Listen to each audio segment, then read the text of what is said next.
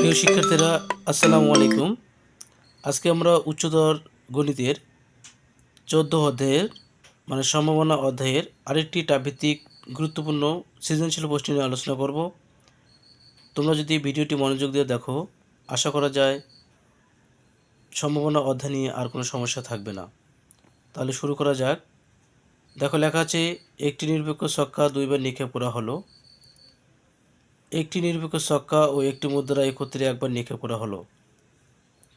ক, দেখা হচ্ছে কোনো ঘটনার সম্ভাবনার মান 0 থেকে 1-এর মধ্যে সীমাবদ্ধ। খ, নিম্নক্ষেত্রের প্রতিটি বিন্দুর অঙ্কদ্বয়ের সমষ্টি 6 অথবা 11 না হওয়ার সম্ভাবনা নির্ণয় করতে বলছে, মানে সমষ্টিতে 6 অথবা 11 হবে না। 2 নম্বর অপশন থেকে যেটা বলছে, 2 নং হতে নিম্নক্ষেত্রের ছক্কায় মৌলিক সংখ্যা ও মুদ্রায় হেড পাওয়ার সম্ভাবনা নির্ণয় করো। তাহলে দেখো, আমরা ক নম্বরটাকে করব, যে দেখাও যে কোনো ঘটনার সম্ভাবনার মান 0 থেকে 1-এর মধ্যে সীমাবদ্ধ। দেখো, আমরা জানি যে কোনো ঘটনার সম্ভাবনা সমান উক্ত ঘটনার অনুকূল ফলাফল বাই সমগ্র সম্ভাব্য ফলাফল। মনে করি কোনো ঘটনার সমগ্র সম্ভাব্য ফলাফল সমান n। শিক্ষার্থীরা, তোমরা সমগ্র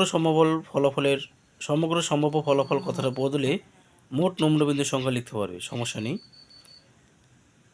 এবং অনুকূল ফলাফলের সর্বনিম্ন মান হচ্ছে 0। অতএব উক্ত ঘটনার সম্ভাবনা, তাহলে এটা হচ্ছে অনুকূল ফলাফল আর এটা হচ্ছে সমগ্র সম্ভাব্য ফলাফল, তো 0।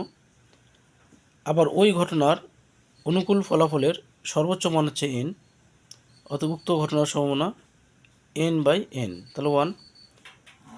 সুতরাং কোনো ঘটনার সম্ভাবনার মান 0 থেকে 1-এর মধ্যে সীমাবদ্ধ। আমি আশা করি তোমরা অঙ্কটা বুঝতে পেরেছ। তাহলে খ নম্বর প্রশ্নে যাওয়া যাক। খ নম্বর প্রশ্নে লেখা আছে একটি নিরপেক্ষ ছক্কা দুইবার নিক্ষেপ করা হলো।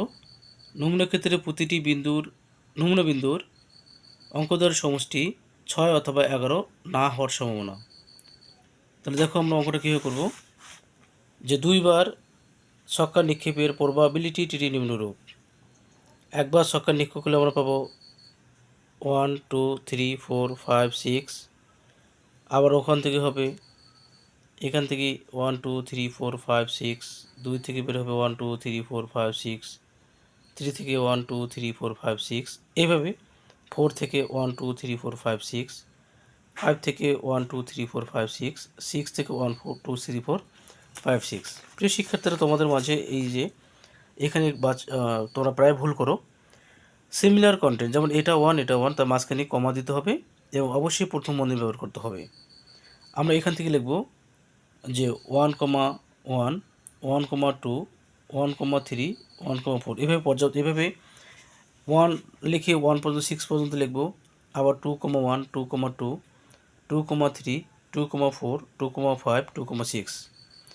তারপরে 3 দিয়ে শুরু করব, যে 3, 1, 3, 2, 3, 3, 3, 4, 3, 5, 3, 6। এইভাবে 4 দ্বারা লিখব, 5 দ্বারা লিখব, 6 দ্বারা লিখব। লেখার পরে আমাদের মোট হবে, একবার ছক্কা নিক্ষেপ করলে 6টা উপাদান, আবার যখন পরপর দুবার নিক্ষেপ করবো তাহলে 6 6 কতটা, 36টা উপাদান হবে। তাহলে মোট ফলাফল হবে 36টা। দেখো, আমরা লিখব মোট ফলাফল 36টা। অঙ্কদ্বয়ের সমষ্টি 6 অথবা 11 হওয়ার অনুকূল নিম্নক্ষেত্র। দেখো, 5 আর 1 6 হয়, 2 4 6, 3 3 6, 4 2 6, 5 আর 1 6, 5 6 11, মানে 6 অথবা 11 হোক, 6 হতে হবে, নতুবা কী হতে হবে, 11 হতে হবে। তাহলে 6 5 11, তাহলে অনুকূল ফলাফল কত, 7। অতএব অঙ্কদ্বয়ের সমষ্টি 6 অথবা 11 হওয়ার সম্ভাবনা, এটা কিন্তু 11, তাহলে 36/7 অতএব অঙ্কদ্বয়ের সমষ্টি 6 অথবা 11 না হওয়ার সম্ভাবনা। না হওয়ার ক্ষেত্রে আগে হওয়ারটা বের করতে হবে, তারপর সম্পূর্ণ অংশ মানে 1 থেকে সেটা বাদ দিতে হবে। 1 মানে সম্পূর্ণ অংশ, তাহলে 1 থেকে 36/7 বাদ দিলাম। দেখো, এখানে হওয়ার কত, 36। 36 মাইনাস 36 গেল 7 7, তো 29/36।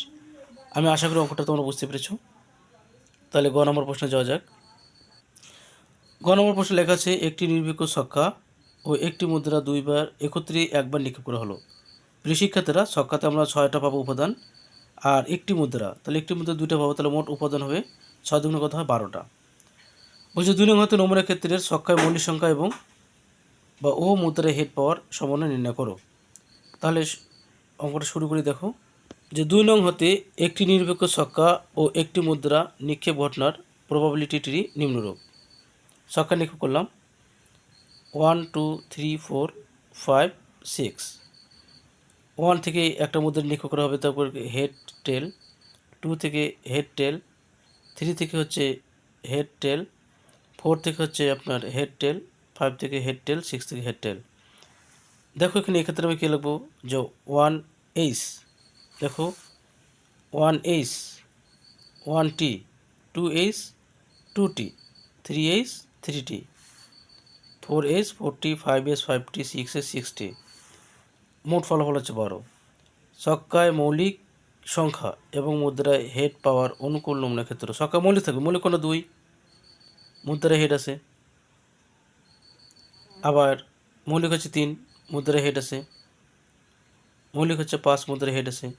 তাহলে কী লিখলাম 2 3 5, অনুকূল ফলাফল 3। অতএব ছক্কায় মৌলিক সংখ্যা এবং মুদ্রায় হেড পাওয়ার সম্ভাবনা। মোট ফলাফল হচ্ছে 12, অনুকূল ফলাফল 3। 3 একে 3, 3 4 12।